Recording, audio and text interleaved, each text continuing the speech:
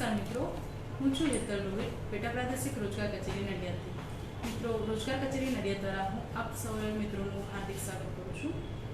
Almost આજે થોડું late થઈ ગયું છે, તો વધારે ટાઈમ હું નહીં લઉં. આજે આપણો વિષય છે સ્પર્ધાત્મક પરીક્ષાની તૈયારી કેવી રીતે કરવી, જેના માટે વર્ડ ઇન બોક્સમાંથી શ્રી ચંદુભાઈ મેવાડા આપણી વચ્ચે ઉપસ્થિત છે અને હવે આગળની માહિતી જે છે કે સ્પર્ધાત્મક પરીક્ષા માટે શું હોય છે, કેવી રીતે લેવાય છે, શું વાંચવું જોઈએ, શું ઇગ્નોર કરવું જોઈએ, એ બધી જ માહિતી આપને શ્રી ચંદુભાઈ મેવાડા સર આપશે. તો હવે હું એમને વિનંતી કરીશ કે એવું તમને આગળ માહિતી તેમજ માર્ગદર્શન પૂરું પાડે. શ્રી ચંદુભાઈ મેવાડા સર.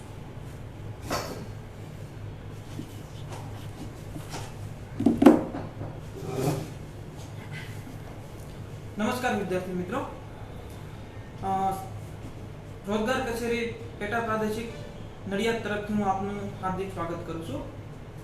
આજના આપણા ટોપિકની અંદર આપણે વાત કરવા જઈ રહ્યા છીએ સ્પર્ધાત્મક પરીક્ષાઓની તૈયારી કેવી રીતે કરવી. તો સ્પર્ધાત્મક પરીક્ષાની તૈયારી કરવા માટે બે વસ્તુ ખૂબ જ અગત્યની છે. કઈ? તો કે એક તો છે વિશ્વાસ અને બીજું છે આત્મવિશ્વાસ.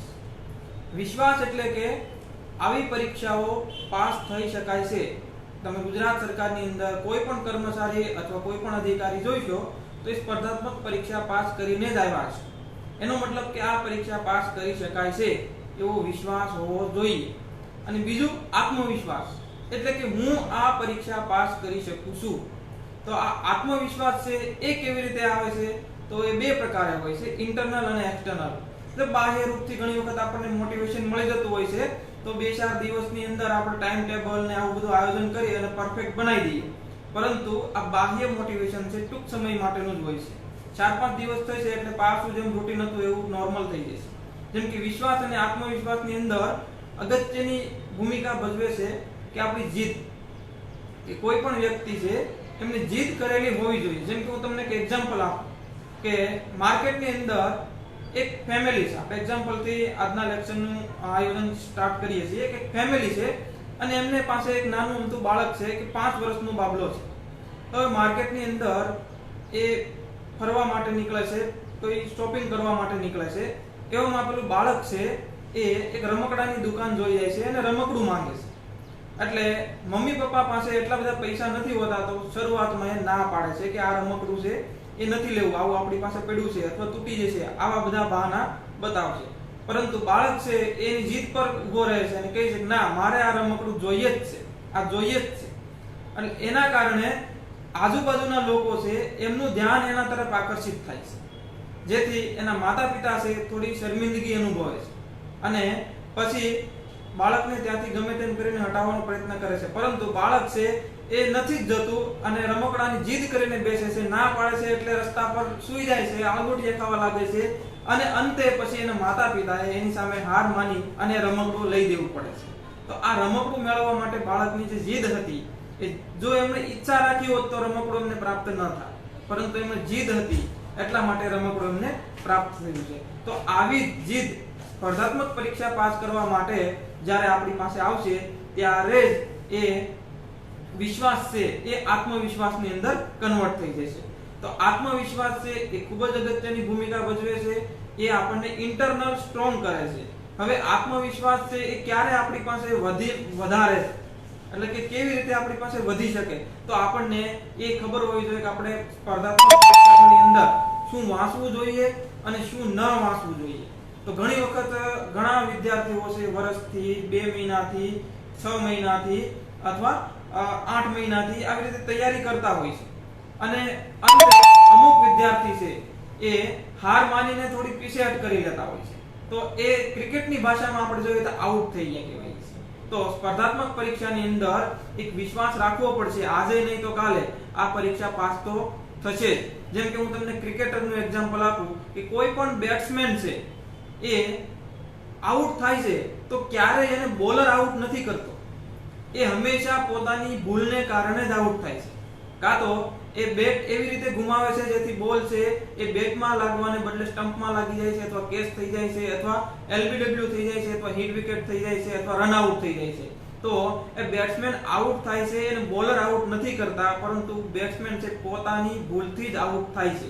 તો એવી જ રીતે સ્પર્ધાત્મક પરીક્ષાની અંદર ક્યારે કોઈ વ્યક્તિને નાપાસ કરવામાં નથી આવતા, પરંતુ વિદ્યાર્થીઓ છે એમની ભૂલના કારણે જ એ નાપાસ કે એનું મેરિટમાં નામ નથી આવતું હોતું. કારણ તો કે કાં તો એમણે વાંચવામાં કંઈક મિસ્ટેક કરી છે, અથવા પ્રોપરલી જે અભ્યાસક્રમ છે એ મુજબની એમણે તૈયારી નહીં કરી હોય, અથવા તૈયારી કરેલી છે, પ્રોપરલી ગાઈડલાઈન્સ છે, બધું વાંચેલું છે, તો સ્પર્ધાત્મક પરીક્ષા આપવા જ્યારે જશે ત્યારે પરીક્ષા હોલની અંદર કંઈક મિસ્ટેક કરી છે, કાં તો OMR નંબર લખવામાં મિસ્ટેક થઈ છે, કાં તો પછી જે રાઉન્ડ કરવાના હોય છે એમાં મિસ્ટેક થઈ હોય છે. આમાં મોટાભાગના વિદ્યાર્થીઓ અહીંયા મિસ્ટેક કરે છે. કઈ બાબત પર? તો કે એવું જ માનીને પરીક્ષા આપે છે કે 1 કલાકની અંદર 100 પ્રશ્નો એમને સોલ્વ કરવાના છે. તો હકીકતમાં અહીંયા એક થોડુંક અત્યારના ટ્રેન્ડ પ્રમાણે જોઈએ તો સરકારે જે પ્રમાણે પરીક્ષા પદ્ધતિ અપનાવી છે, તો એક કહેવાય છે એવું કે ભાઈ 1 કલાકની અંદર 100 પ્રશ્નો સોલ્વ કરવાના હોય છે, પરંતુ હકીકતમાં 1 કલાક નથી મળતી આપણને. કેમ નથી મળતી? તો કે તમે જુઓ કે હવે પરીક્ષામાં ઓપ્શન છે એ પેપરની અંદર 4 આપે છે, પરંતુ OMR ની અંદર 5 ઓપ્શન હોય છે. કે ક્વેશ્ચન નંબર 1 તો એના ઓપ્શન પેપરમાં આપણને 4 જોવા મળશે, પરંતુ જ્યારે આન્સર કી આપણે રાઈટ ગોઠવાની છે તો એમાં 5 ઓપ્શન જોવા મળશે, એક ઈ ઓપ્શન જોવા મળે છે. એટલે આન્સર આવડે છે તો ABCD માંથી આન્સર કરવાનો છે ટીક, અને જો નથી આવડતું તો ઓપ્શન ઈ કરવાનો છે. તો આનો સીધો સાધો મતલબ થયો કે તમારે બધા આન્સર છે ટીક કરવાના છે. આવડે તો ABCD માંથી અને ન આવડે તો ઓપ્શન ઈ. તો શું થયું સીધો મતલબ કે 100% કરવા ફરજિયાત છે 1 કલાકની અંદર. હવે તમે ક્વેશ્ચન પેપર સાઈડમાં મૂકી દો, ખાલી તમે OMR ની અંદર 100% ભરવા બેસો તો પણ મિનિમમ 10 મિનિટ લાગે. એટલે પેપર સોલ્વ કરવા માટેનો સમય જે 60 મિનિટનો છે એ 60 મિનિટનો નથી હોતો, એ 50 મિનિટનો જ હોય છે. તો પ્રેક્ટિસ પણ ઘરે એવી જ રીતે કરવી જોઈએ કે 50 મિનિટની અંદર આપણા 100 પ્રશ્નો સોલ્વ થઈ જવા જોઈએ. એટલે કે પ્રત્યેક પ્રશ્ન માટે 30 સેકન્ડનો સમય મળી રહે છે. 100 પ્રશ્નો 50 મિનિટ, એટલે એક પ્રશ્ન માટે કેટલો સમય મળ્યો? 30 સેકન્ડનો. તો હવે બીજી મિસ્ટેક પરીક્ષા હોલમાં વિદ્યાર્થી ક્યાં કરે છે કે આ જગ્યા પર કરે છે કે પ્રશ્નો છે હવે બે પ્રકારના પૂછાવા લાગ્યા છે. કાં તો એક સીધો સાધો પ્રશ્ન છે, સિમ્પલ પ્રશ્ન જેને કહેવાય છે. એક પ્રશ્ન હોય એની નીચે 4 ઓપ્શન હોય. જેમ કે હું તમને એક્ઝામ્પલ આપું કે ભારતના રાષ્ટ્રપિતા કોણ છે? તો ભારતના રાષ્ટ્રપિતા મહાત્મા ગાંધી. બીજું ઓપ્શન હોય સરદાર પટેલ, કે ત્રીજું ઓપ્શન હોય જવાહરલાલ નહેરુ, કે ચોથું ઓપ્શન હોય જેપી કૃપલાની. તો 4 ઓપ્શન છે. તો સિમ્પલ પ્રશ્ન છે. પ્રશ્ન વાંચ્યો, નીચે 4 માંથી એક આન્સર છે એ ગૂંટી દેવાનો છે. હવે એક સિમ્પલ ટાઈપના પ્રશ્નો હોય છે. બીજા પ્રશ્નો કેવા હોય છે? તો કે સ્ટેટમેન્ટ હોય છે, કથન હોય છે. એક પ્રશ્ન આપેલો હોય છે અને એના નીચે 4 ઓપ્શન હોય, મતલબ એના નીચે 4 સ્ટેટમેન્ટ આપેલા હોય છે. સ્ટેટમેન્ટ 1, સ્ટેટમેન્ટ 2, સ્ટેટમેન્ટ 3, કેટલાકમાં 5 સ્ટેટમેન્ટ હોય, કેટલાકમાં 3 હોય, કેટલાકમાં 2 હોય. અને ત્યારબાદ એના નીચે ઓપ્શન આપવામાં આવ્યા હોય છે કે 1 2 3 રાઈટ છે, 2 3 રાઈટ છે, 4 5 રાઈટ છે, જે ઓપ્શન રાઈટ હોય તે. તો આ પ્રશ્ન વાંચવામાં આપણને સમય વધારે લાગશે, થોડું લોજિક સમજવું પડશે, એ સ્ટેટમેન્ટ વચ્ચેની લિંકેજ સમજવી પડશે. તો તેવા સમયે આપણી પાસે 30 સેકન્ડ કરતાં વધારે સમયની જરૂર પડે છે. ત્યાર પછી એવા પ્રશ્નો પણ એમાં પૂછવામાં આવે છે મેથ્સ અને રીઝનિંગ, એટલે તાર્કિક બાબતો હોય છે, તો એમાં આપણે સમય વધારે આપવો પડે છે. તો એના માટે જે સિમ્પલ પ્રશ્નો છે એના માટે આપણે 10 સેકન્ડ જ આપવાની રહે છે.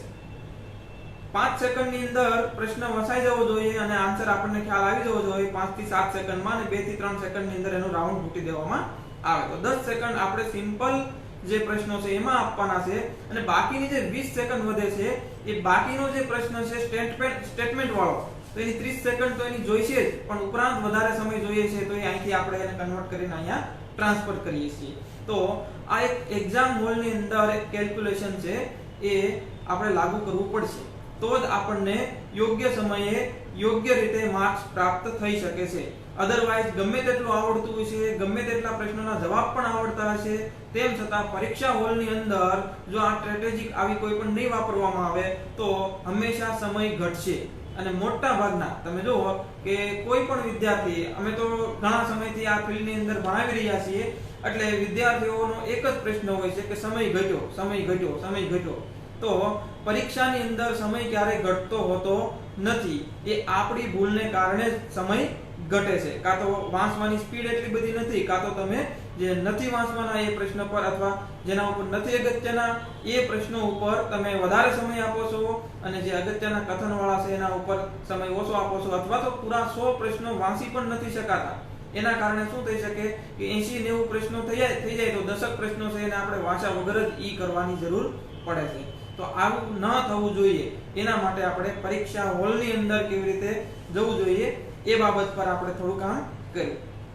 ત્યાર પછી આપણે જોઈએ કે પરીક્ષાઓની અંદર ટાઈમ ટેબલનું મહત્વ ઘણું બધું છે. કોઈ પણ પરીક્ષા હોય, પછી 10માની હોય, 12માની હોય કે સ્પર્ધાત્મક પરીક્ષા હોય, તો ટાઈમ ટેબલ ખૂબ જ અગત્યનું છે. તો ઘણા બધા વિદ્યાર્થી મિત્રો સમયપત્રક બનાવતા હોય છે. તો સ્પર્ધાત્મક પરીક્ષા માટેનું સમયપત્રક કેવી રીતે બનાવવું જોઈએ, તો એના માટે આપણે વાત કરીએ તો બે પ્રકારે સમયપત્રક હોય છે. ટાઈમ ટેબલ જેને આપણે કહીએ છીએ, પોસ્ટ ટાઈમ ટેબલ હોય છે અને પ્રી ટાઈમ ટેબલ હોય છે. મોટા ભાગના વિદ્યાર્થીઓ છે પ્રી ટાઈમ ટેબલના અનુસાર કામ કરતા હોય છે. જેમ કે હું તમને એક્ઝામ્પલ આપું કે આજથી એને અઠવાડિયાનું ટાઈમ ટેબલ બનાવી દીધું છે કે આવતીકાલે સવારે ઉઠીને 8 થી 10 મારે શું કરવાનું છે, 10 થી 12 શું કરવાનું છે, 12 થી 2, 2 થી 4 એમ અલગ અલગ સમયગાળા મુજબનો ટાઈમ વિભાજિત કર્યું છે. અને આવતીકાલે ઉઠી અને ટાઈમ ટેબલનું ફોલો કરવાનું શરૂ કરશે. તો મોટા ભાગના વિદ્યાર્થી શું કરે કે એકથી મોટિવેશન મળી જાય, બાહ્ય મોટિવેશન આવી જાય એટલે આવું ટાઈમ ટેબલ એક આદર્શ ટાઈમ ટેબલ બનાવી દે છે. પછી એક અઠવાડિયા સુધી ફોલો થશે, પણ એક અઠવાડિયા પછી અથવા 10 દિવસ પછી કે 5 દિવસ પછી એ ટાઈમ ટેબલ વિખાઈ જશે.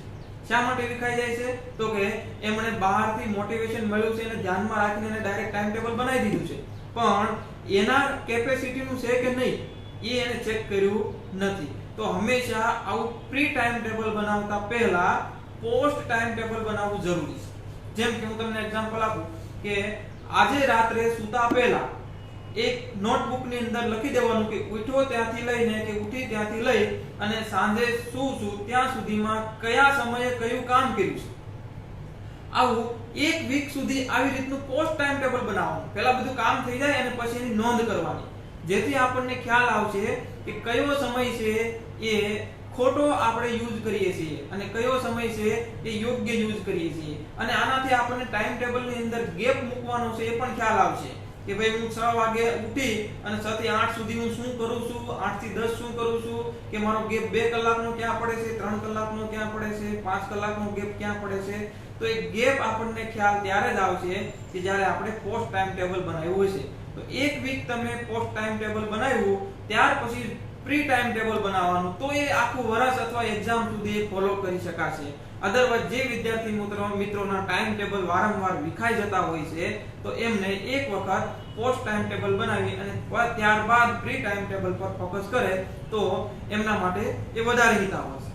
ત્યાર પછી સ્ત્રોત, પરીક્ષાની અંદર શું પૂછાય છે એના માટેનું મટીરીયલ ક્યાંથી વાંચવું, આ મોટા ભાગના વિદ્યાર્થીઓનો પ્રશ્ન હોય છે કે પરીક્ષા આવશે, ઘણા લોકો તો જાગે ત્યારે જ ભાગે છે કે ફોર્મ ભરાય ત્યાર પછી તૈયારી કરવાની શરૂઆત કરે છે. પરંતુ આ એડવાન્સમાં તૈયારી કરવામાં આવતી હોય છે તો ઘણા બધા વિદ્યાર્થીઓ છે બે રસ્તા અપનાવતા હોય છે. કાં તો મટીરીયલ લાવીને ઘરે બેસીને તૈયારી કરતા હોય છે, અથવા કોઈ થોડું સક્ષમ ફેમિલીથી વિદ્યાર્થી બિલોંગ કરે છે તો કોઈ કોચિંગ ક્લાસમાં જઈ અને અભ્યાસક્રમ પોતાનો પૂરો કરતા હોઈએ છે. તો કોઈ પણ રીતથી જે અનુકૂળ આવતું હોય એ રીતે વિદ્યાર્થી પોતાનો અભ્યાસક્રમ પૂરો કરી અને એનું વારંવાર રિવિઝન કરી અને પછી પરીક્ષા આપતો હોય છે. તો અત્યારે આપણે રોજગાર કચેરી નડિયાદ પ્રાદેશિક કેન્દ્ર તરફથી વાત કરીએ કે ભાઈ કોઈ વિદ્યાર્થી છે અત્યારે લોકડાઉન છે, કોઈ ક્લાસમાં જઈ શકે એમ નથી, ઘરે બેસીને એમને કેવી રીતે તૈયારી કરવી જોઈએ જ્યાં સુધી લોકડાઉન ખુલે નહીં ત્યાં સુધી. અને લોકડાઉન ખુલી ગયા ત્યારબાદ પણ, એટલે કે એજ્યુકેશન ડિપાર્ટમેન્ટ હજુ ઓપન નથી થયું, જ્યારથી ઓપન થઈ જશે ત્યારબાદ પણ કેવી રીતે વિદ્યાર્થીએ તૈયારી કરવી જોઈએ.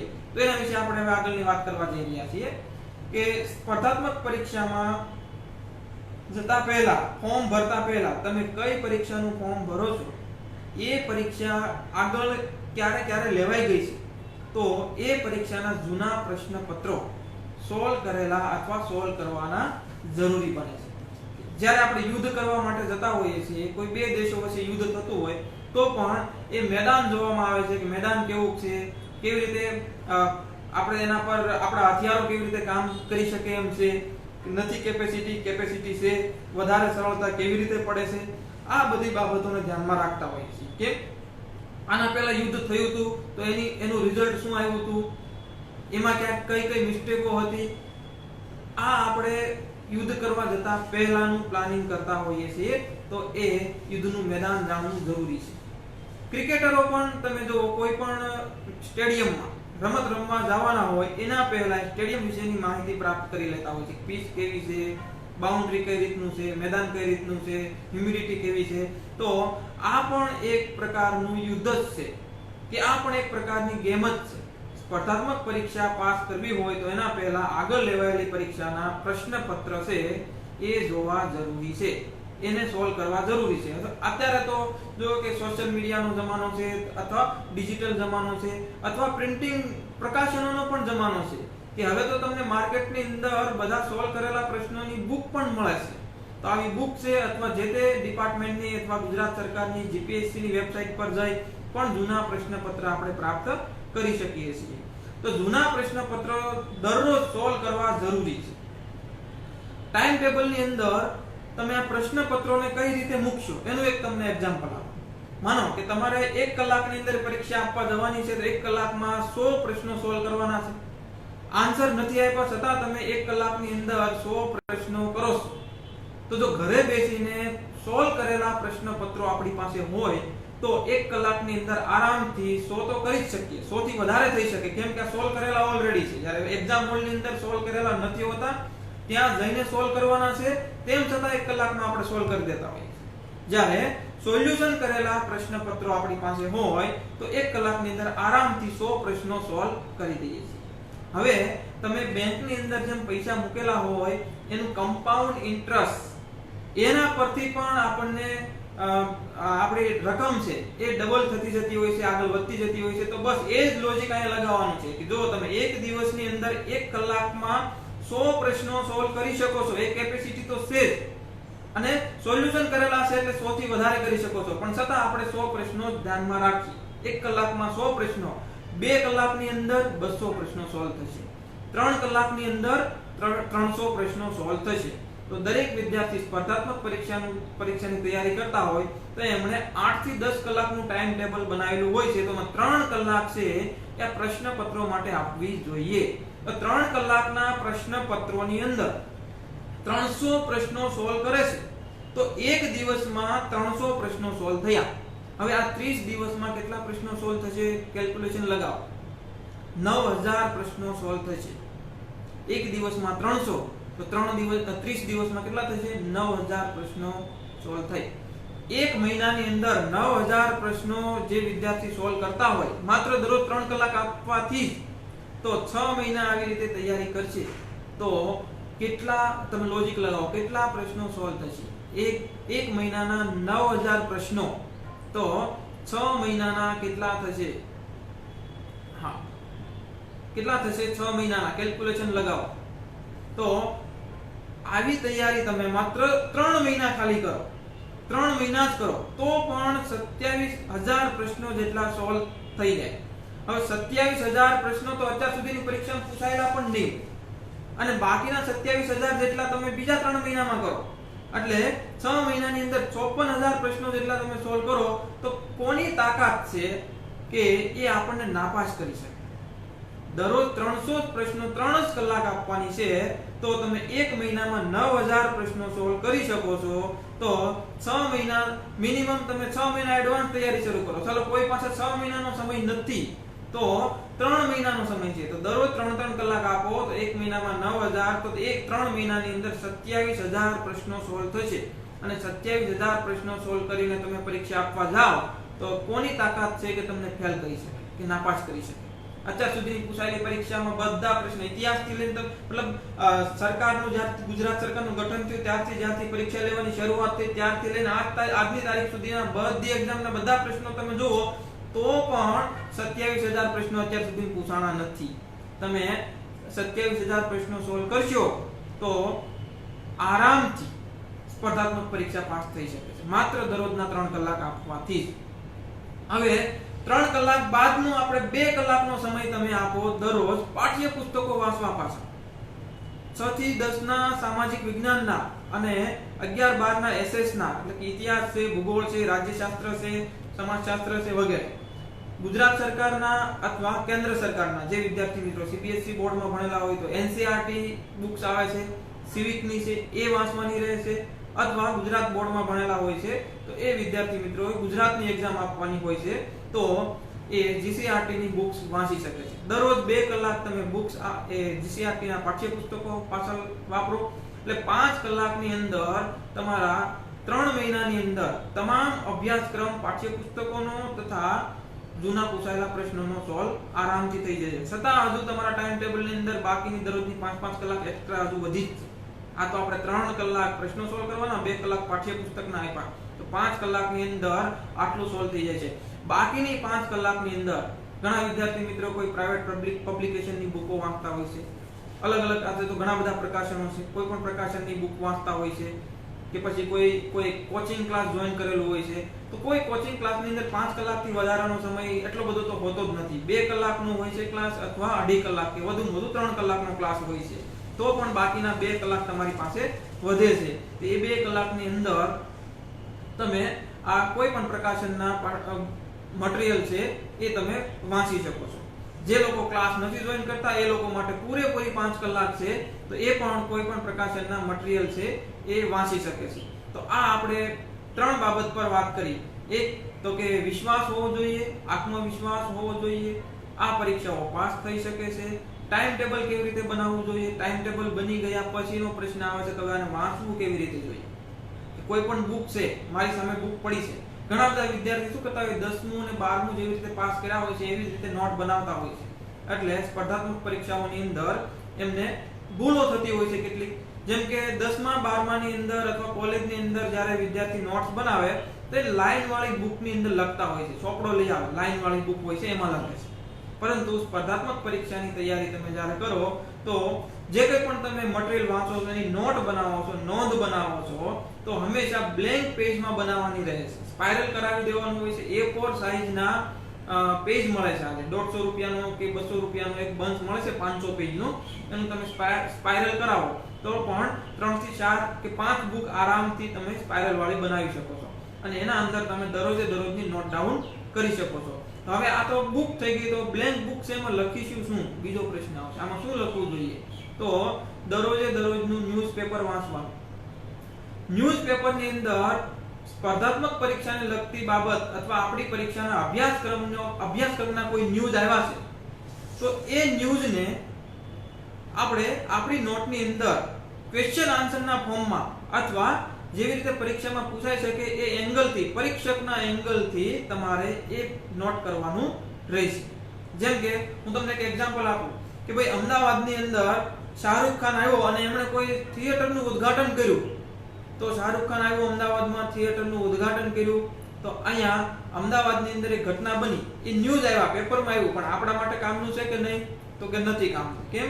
તો આપણી પરીક્ષાની અંદર આવો પ્રશ્ન કશો આવી શકે નહીં. પરંતુ એ શાહરૂખ ખાન અમદાવાદમાં આવે છે અને કોઈ ગવર્નમેન્ટ બિલ્ડિંગનું ઉદ્ઘાટન કરે છે અથવા કોઈ મોટી સંસ્થાનું ઉદ્ઘાટન કરે છે અથવા ગુજરાત સરકારની કોઈ યોજનાનું ઉદ્ઘાટન કરે છે અથવા કોઈ ગુજરાત સરકારના પ્રોજેક્ટનું ઉદ્ઘાટન કરે છે, કોઈ પરિયોજના, ડેમ છે એવા વગેરેનું ઉદ્ઘાટન કરે છે તો એ સલમાન ખાન કે શાહરૂખ ખાન જે ઉદ્ઘાટન કરવા આવ્યા છે એ ત્યારે આપણા માટે આપણા ન્યૂઝમાં એક કામના છે. તો એના માટે આપણો અભ્યાસક્રમ ક્લિયર હોવો જોઈએ કે આપણા અભ્યાસક્રમની અંદર શું પૂછાય છે.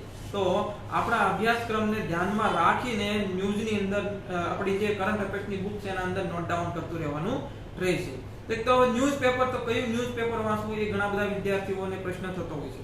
તો ગુજરાત ટુડે કરીને એક ન્યૂઝપેપર તમને સોફ્ટ કોપીમાં મળી રહે છે, નેટ પર સર્ચ કરશો એટલે.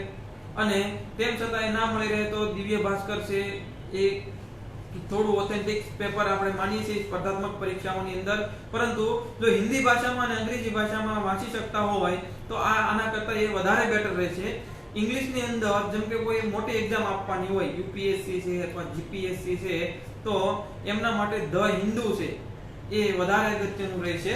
અને જો ધ હિન્દુ ના મળી રહે તો ઇન્ડિયન એક્સપ્રેસ છે અથવા હિન્દીમાં વાંચવું હોય તો દૈનિક જાગરણ છે, એના અંદરથી આપણને સારા એવા ન્યૂઝ છે એ આપણને મળી રહે છે. એટલે ઓથેન્ટિક ન્યૂઝ મળી રહે છે. સારા નરસાનો મતલબ કે ઓથેન્ટિક ન્યૂઝ આપણને મળી રહે છે.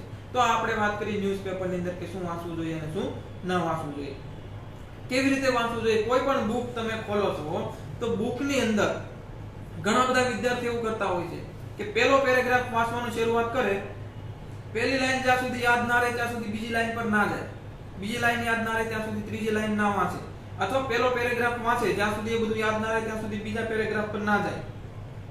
તો આ એક મોટી મિસ્ટેક કરી રહ્યા છે. સ્કેનિંગ મેથડ આમાં અપનાવવાની હોય છે. પહેલા સ્કેન કરી લો, સમજમાં આવે કે ન આવે આખું પેરેગ્રાફ અથવા આખો ચેપ્ટર જે છે, જેટલા પેરેગ્રાફ છે બધા વાંચી લો. ખાલી એ સબકોન્શિયસ માઇન્ડ ની અંદર ઓટોમેટિક જમા થઈ જ ગયું છે. અહીંયા ગુજરાતની અંદર તમે જો કે આ સ્પર્ધાત્મક પરીક્ષાઓ છે, વિશ્વની અંદર સૌથી સરળમાં સરળ પરીક્ષા છે. કેમ સરળ છે? તો કે પરીક્ષા હોલની અંદર તમારે કશી વસ્તુ યાદ રાખીને જવાનું નથી.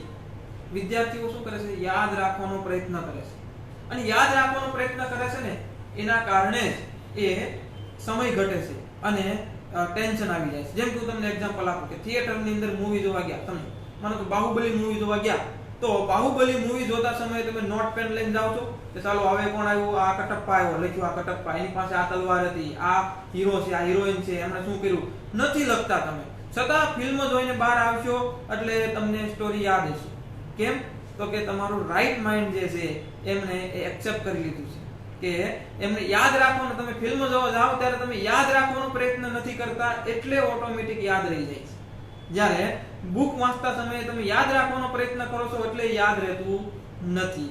તો એના માટે સ્કેનિંગ મેથડ અપનાવવાની છે. અને પરીક્ષા હોલની અંદર પણ તમારે કોઈ વસ્તુ ગોખીને જવાની નથી, યાદ રાખીને જવાની નથી. પરીક્ષક છે તમને પ્રશ્ન આપે છે અને સાથે સાથે જવાબ પણ આપે છે. જવાબ તમારા ઘરનો લઈ જવાનો નથી. તમને જે પ્રશ્ન પત્રમાં એક પ્રશ્ન પૂછ્યો છે એની નીચે 4 ઓપ્શન આપ્યા છે, 4 માંથી એક તો રાઈટ છે જ. એટલે રાઈટ જવાબ પણ તમને એક્ઝામ હોલમાં જ આપવામાં આવ્યા છે. તમારે ખાલી પસંદગી કરવાની છે કે આ 4 ઓપ્શન માંથી કયો આન્સર રાઈટ છે. તો એ રાઈટ રોંગ છે તમે ક્યારે એનું એનાલિસિસ કરી શકશો? જ્યારે તમારા મગજમાંથી એક વખત એક કોઈ ઘટના એવી પસાર થઈ ગઈ હોય છે. સ્કેનિંગ મેથડ તમારે એક વખત અપનાવવી પડશે તો વધારે અભ્યાસક્રમ કવર થઈ શકશે. અને સ્કેનિંગ મેથડ અપનાવ્યા પછી રિવિઝન કરવું પડશે. પછી એને વારંવાર રિવિઝન કરો એટલે ઓટોમેટિક યાદ રહી જશે. યાદ રાખવાનો પ્રયત્ન કરવાનો નથી. જેમ કે હું તમને એક્ઝામ્પલ આપું, બીજું એક એક્ઝામ્પલ આપું કે કોઈ વ્યક્તિ છે, સમજો કે કોઈ વ્યક્તિની સગાઈ થઈ છે. તો સગાઈ થઈ છે એ સમયે એમના સાસરિયા પક્ષમાંથી એમના પિયાંસ અને એમના સાસુ સસરા આટલાના નામ યાદ હશે, બાકી બધાના નામ યાદ નહીં હોય એમને. પરંતુ જેવા લગ્ન થઈ જશે, એના 1 વર્ષ કે 2 વર્ષ થશે, તો એ જે વ્યક્તિ છે એના સાસુ સસરાના નામ યાદ હશે, એના કાકાજી, મામાજી, ફુવાજી બધાના નામ યાદ હશે. કેમ? એ લખવા બેઠા છે, નોટ લઈને લખે છે, મારા સાસુજી આ છે, સસરાજી આ છે, મોટા સસરાજી છે, કાકાજી, મામાજી, ફુવાજી નથી લખતા, છતાં યાદ રહી જાય છે. કેમ? તો કે વારંવાર શું કરે છે? પ્રસંગોની અંદર આવતા જતા રહે છે. એટલા માટે માત્ર લગ્ન કરવા ગયા હોય, જાન લઈને ગયા હોય, પછી સાસરિયા પક્ષમાં ક્યારેક યાદ ના હોય તો સાસુ સસરાના નામ ભૂલાઈ જાય. એટલે વારંવાર આમાં આવતા જતા રહેવું પડશે. તો એક વખત વાંચી લીધું એટલે આવડી ગયું છે, કમ્પ્લીટ થઈ ગયું છે એવું માનવાની જરૂર નથી, પરંતુ એમાં વારંવાર આવતા જતા રહેવું પડશે. તો આને આપણે કહીએ છીએ રિવિઝન. રિવિઝનની અંદર તમારે નોટ્સ બનાવવાની હોય છે, અથવા નોટ્સ ના બનાવો તો તમે જે બુક વાંચો છો એને હાઇલાઇટ કરવાનું રહે છે, અથવા તમે એને ડાયાગ્રામ ફોર્મની અંદર નોટ્સમાં પણ લખી શકો છો. તો નહીતર શું થશે કે વારંવાર એકની એક બુક વાંચા કરશો. રિવિઝનના કારણે ઘણા બધા વિદ્યાર્થીઓ શું કહેતા, રિવિઝન કરવા બેઠો છું, પણ એકની એક બુક 4-5 વખત વાંચે તો એ રિવિઝન નથી હોતું, એને રીડીંગ કહેવાય છે. અને રીડીંગ કરવામાં બહુ મોટી મિસ્ટેક આવે છે કે પહેલો પેરેગ્રાફ વાંચશે અને બીજા પર આવશે એટલે બીજો પેરેગ્રાફ વાંચવાની શરૂઆત કરશે તો પહેલા પેરેગ્રાફનું 10% પાછું ભૂલાઈ જશે. ત્રીજા પેરેગ્રાફ પર આવશે તો પહેલા પેરેગ્રાફનું 20% અને બીજા પેરેગ્રાફનું 10% પાછું ભૂલાતું જશે. તો આ રીડીંગ છે વારંવાર થયા કરશે. એના માટે રિવિઝન જરૂરી છે. અને રિવિઝન માટે શું કરવું પડશે? અલગથી નોટ્સ બનાવવી પડશે, એમાંથી ડાયાગ્રામ મેથડથી, અથવા તમે જે બુક્સ વાંચો છો એમાં હાઇલાઇટ કે કોઈ પણ એમાં તમે નિશાની આપી અને પછી ફરી વખત એટલું જ વાંચવાનું છે. તમે જે હાઇલાઇટ કરેલું છે એને જ વાંચવાનું છે. તો એ થયું રિવિઝન મેથડ. તો અહીંયા આપણે કેવી રીતે વાંચવું જોઈએ એની વાત કરી. સ્ત્રોતની અંદર આપણે એક ન્યૂઝપેપરની વાત કરી. ઘણા લોકો એવું કહેતા હોય છે કે ટીવી ચેનલની અંદર કયા ન્યૂઝ ચેનલ જોવા જોઈએ. તો રાજ્યસભા અને લોકસભા આ બે ભારત સરકારની ચેનલો છે. અને એમાં ભારત સરકારની યોજનાઓ છે, પ્રોજેક્ટ છે, એના વિશેના પ્રોગ્રામ્સ, કાર્યક્રમ આવતા હોય છે. તો એ કાર્યક્રમ છે, પ્રોગ્રામ છે, એના વિશેની જે ડિબેટ્સ છે એના અંદરથી આપણી પરીક્ષામાં પ્રશ્નો આવી શકે છે. તો એ ખૂબ જ અગત્યનું છે. અને 3 વ્યક્તિની આજુબાજુ હંમેશા ફરતું રહેવાનું. ભલે આપણને સાથે લઈ જાય ના લઈ જાય, પણ આપણે માઇન્ડલી ન્યૂઝપેપરમાં, ટીવીમાં એની સાથે ફરતું રહેવાનું. તે 3 વ્યક્તિ કોણ છે? તો એ 3 વ્યક્તિ છે, એક તો છે આપણા રાષ્ટ્રપતિ. રાષ્ટ્રપતિ કોઈ પણ જગ્યા પર જાય છે, કઈ વસ્તુનું ઉદ્ઘાટન કરે છે અથવા કોઈ અલગ અન્ય દેશની અંદર એ જાય છે તો ત્યાં જઈને કયા પ્રકારના MOU કરે છે, કઈ પ્રકારની સંધિ કરે છે, તો એ આપણા માટે ખૂબ જ અગત્યનું છે. કયા દેશમાં ગયા એ દેશની ક્યારેક આપણે રાજધાની પણ પૂછી લેતા હોઈએ છીએ. ત્યાર પછી વડાપ્રધાન છે. આપણા વડાપ્રધાન પણ જ્યાં જ્યાં જાય છે ત્યાં એની પાછળ આપણે ફરતું રહેવું પડશે. જેમ કે હમણાં હું તમને એક્ઝામ્પલ આપું, 2017 માં ગુજરાતની અંદર જ્યારે ચૂંટણી હતી, ઘણી વખત આમાંથી પણ આપણા પ્રશ્નના જવાબ મળી જાય કે વડાપ્રધાન છે એ અરવલ્લી ગયા અને અરવલ્લીની અંદર જો કે એમનું ચૂંટણી પ્રચાર હતો અને આપણને ખબર છે બધાને મોદી સાહેબની સ્ટાઇલ છે કે ભાઈ જ્યાં જાય ત્યાં એના જ વખાણ કરવાના. એટલે અરવલ્લી ગયા અને અરવલ્લી જાય અને અરવલ્લીની અંદર એવું કહે છે ત્યાંના લોકોને કે તમારી ધરતી છે એ પવિત્ર છે, પાવન ધરતી છે, કે આ ધરતી ઉપર ભગવાન બુદ્ધના અવશેષ મળી આવ્યા છે. ગુજરાતની અંદર અરવલ્લીની અંદર આવેલું દેવની મોરી છે, ત્યાં ભગવાન બુદ્ધના અવશેષો મળી આવ્યા છે. એટલે જાહેર ચૂંટણીની અંદર લોકોને એવું કહે છે કે તમારી ધરતી પાવન ધરતી છે, ભગવાન બુદ્ધના અવશેષ મળી આવ્યા છે, એટલે તમે ધન્ય છો, આવી બધી વાત કરે છે. અને આગળ બીજી બધી વાત કરી અને પછી એક એ પણ વાત કરે છે કે આ એ જ જગ્યા છે કે તમે અહીંયા તમારે ત્યાં શામળાજીનું મંદિર છે. અહીંયા વિશ્વની અંદર એક જ મંદિર એવું છે કે જ્યાં ગજાધારી કૃષ્ણ છે. કૃષ્ણ ભગવાનના મંદિર ઘણા બધા છે, પરંતુ ગજા ધારણ કરેલા કૃષ્ણ હોય તો એ શામળાજીના મંદિરમાં જ છે. તો આ તો એનો ચૂંટણી પ્રચાર હતો, લોકોને પોતાના તરફ આકર્ષવા માટે, એટલે લોકોને લાગે કે આ ભાઈ આપણા જ છે, આપણા વિસ્તારને બહુ સારી રીતે જાણે છે. એટલે એ દરેક ચૂંટણી પ્રચારક હોય છે એ વિસ્તારની હિસ્ટ્રી, જીઓગ્રાફી વગેરે તૈયાર કરીને ત્યાંની વાત કરતા હોય છે.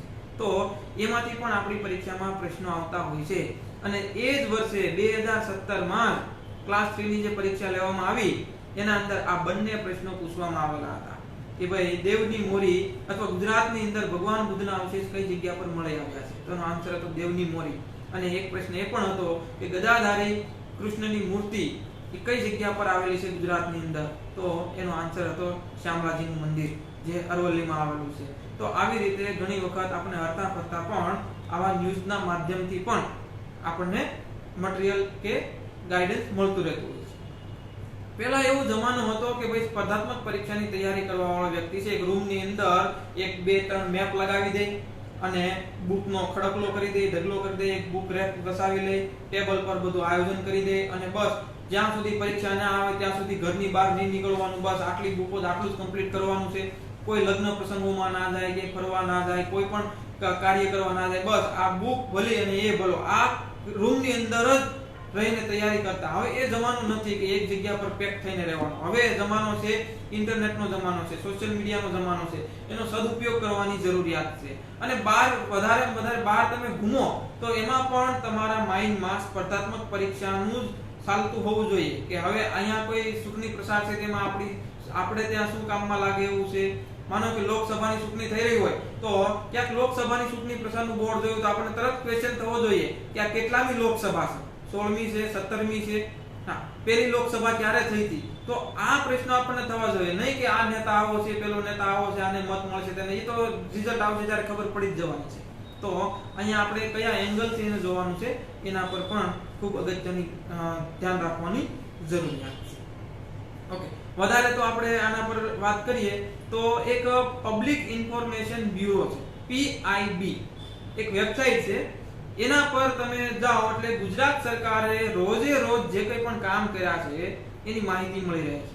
અને ભારત સરકારે રોજે રોજ જે કંઈ પણ કામ કર્યા છે એની માહિતી આપણને મળતી રહે છે. તો ગુજરાત સરકાર અને ભારત સરકારની રોજની કામગીરી છે એમાંથી પણ કેટલીક વખત પ્રશ્નો પૂછાતા હોય છે, ખાસ કરીને જ્યારે સત્રો શરૂ હોય છે ત્યારે.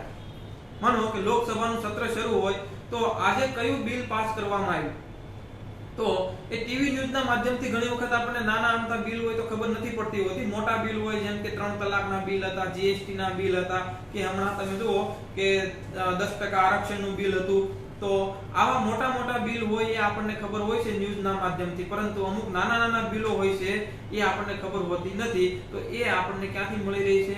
તો કે આ પબ્લિક ઇન્ફોર્મેશન બ્યુરોમાંથી મળી રહી છે કે કેટલા બહુમતથી કયું બિલ પાસ થયું છે, એમાં શું કરવામાં આવ્યું હતું, તો એ બિલનો ઉદ્દેશ્ય શું હતો, ઘણી વખત એ બિલ કોણે રજૂ કર્યું હતું એવો પણ પ્રશ્ન આપણને પૂછવામાં આવતા હોય છે.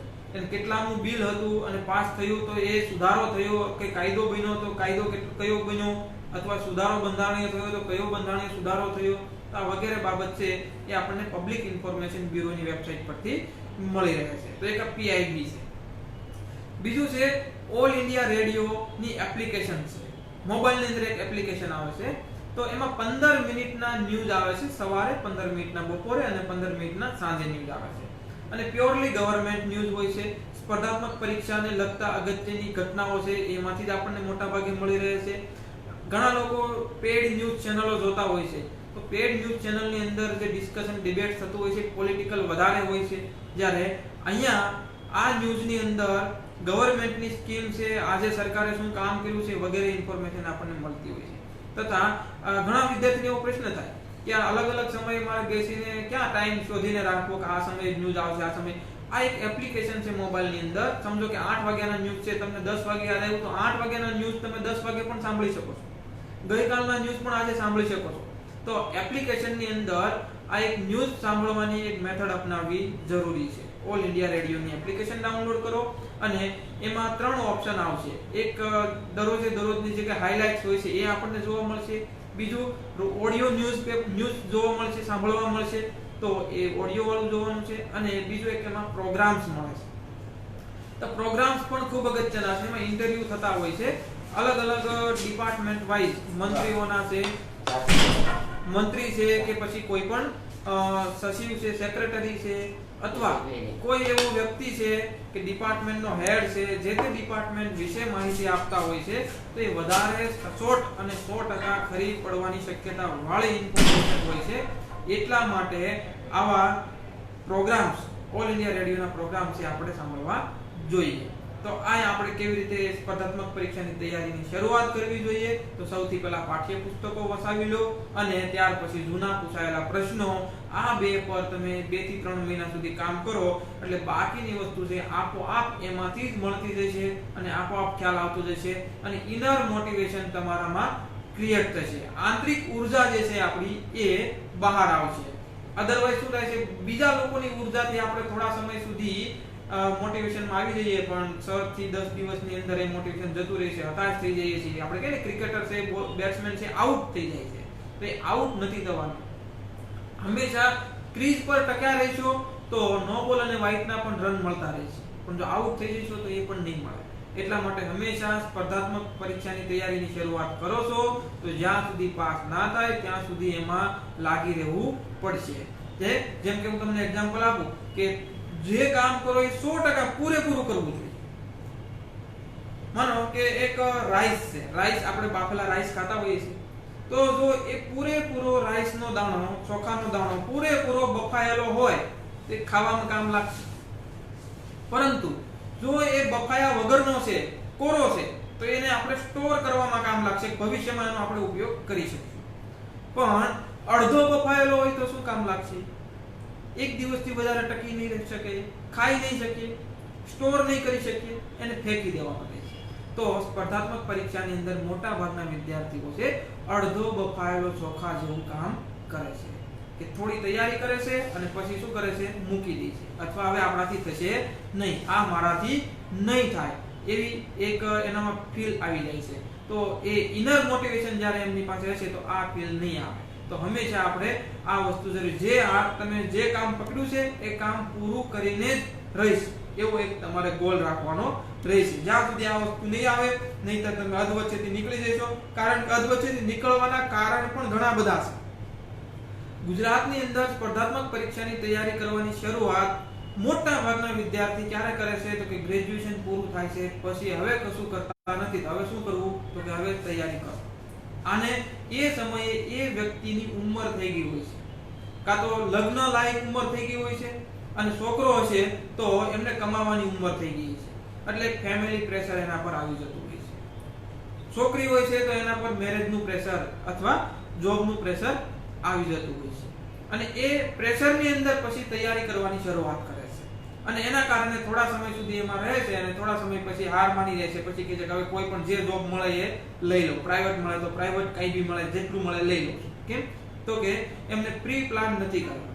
જો વાલીઓ જોતા હોય આ વિડિયો તો એમના માટે ખાસ અગત્યનો મેસેજ છે કે તમારો વિદ્યાર્થી જેવું 10મું ધોરણ ક્લિયર કરે છે એટલે 11મા ધોરણથી એનું આયોજન કરવાનું શરૂઆત કરી દો. 5 કલાકથી વધારેની કોઈ સ્કૂલ હોતી નથી અને સ્કૂલની અંદર 11-12 ભણતો હોય છે વિદ્યાર્થી તો 5 કલાકની સ્કૂલની અંદર વધુમાં વધુ એને 2 થી 3 કલાકનું હોમવર્ક હોય છે. તો 5 ને 3 8 કલાક ગણો, દરરોજની 10 કલાક એને ભણવા પાછળ આપો અને બાકીના 2 કલાક જે વધે છે એને સ્પર્ધાત્મક પરીક્ષાની તૈયારી વિશે ગાઈડ કરો અથવા જે કોઈ પરીક્ષા પાસ થયેલા છે એમની સાથે એમનો સંપર્ક કરાવો અને ધીમે ધીમે એને એ માહોલમાં ઢાળવો પડશે. અને 12મા ધોરણની અંદર એ સમય ઘટાડવામાં આવે સ્પર્ધાત્મક પરીક્ષા માટેનો, કારણ કે 12મું ધોરણ વિદ્યાર્થીનું અગત્યનું હોય છે. તો એના અંદર અઠવાડિયે 2 થી 3 કલાક આપે, જ્યારે 11મા ધોરણમાં દરરોજ 2 થી 3 કલાક આપે અને 12મા ધોરણની અંદર એ 2 થી 3 કલાકને બદલે અઠવાડિયે 2 થી 3 કલાક આપે અને ગ્રેજ્યુએશનની અંદર FY થી લઈને TY સુધી દરરોજ 2 થી 3 કલાક આના પાછળ આપતો રહે તો ગ્રેજ્યુએશન થતાની સાથે જ જે કંઈ પણ પરીક્ષા આવશે એ આરામથી ક્લિયર કરી શકશે. તો વેલ પ્લાનિંગ કરવું જોઈએ. હવે હિમાલય ગઢવી બેન જે છે અથવા હિમાલય ગઢવી જે છે એમનો ક્વેશ્ચન છે કે ભાઈ કોન્સ્ટેબલની એક્ઝામમાં પુરુષ વર્ગ જોડે અન્યાય થયો છે એના માટે કંઈક કરો. અચ્છા, તો આ પ્રશ્ન છે, આ ગવર્નમેન્ટનો પ્રશ્ન છે અને ગવર્નમેન્ટે આ બાબત પર ધ્યાન આપવાની જરૂર છે કે ભાઈ અન્યાય થાય છે કે ન્યાય થાય છે. તો કે ન્યાય અન્યાય તો આપણે અદાલતની અંદર જોઈ શકતા હોઈએ છીએ. તમારો પ્રશ્ન વેલિડ છે કે મહિલાઓને જે વસ્તુ મળી છે એ વસ્તુ પુરુષને પણ મળવી જોઈએ, પરંતુ એનો નિર્ણય છે ગુજરાત સરકાર કરતી હોય છે. તો એ પ્રશ્ન આપણે ત્યાં કરી શકીએ છીએ. આજનો આપણો જે ટોપિક છે સ્પર્ધાત્મક પરીક્ષાની તૈયારી કેવી રીતે કરીએ એના સંલગ્ન તમને કોઈ પ્રશ્ન હોય તો તમે સાથે પૂછી શકો છો. બીજું કશું મેડમ? ક્વેશ્ચન આન્સર નું તો એક વ્યક્તિએ પૂછેલો છે. હા, બીજો કોઈ પ્રશ્ન હોય વિદ્યાર્થી તો પૂછી શકે છે.